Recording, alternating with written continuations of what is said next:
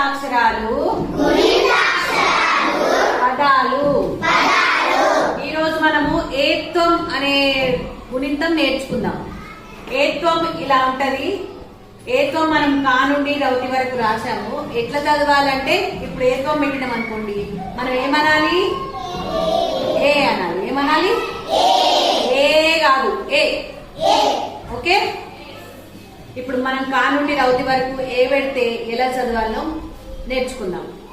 కే ఖే, గే ఘే, చే ఛే, జే ఝే, టే ఠే, డే ఢే, ణే టే థే, దే ధే, నే పే ఫే, బే భే, మే ఏ, రే లే, వే షే షే, సే హే ళే క్షే రే.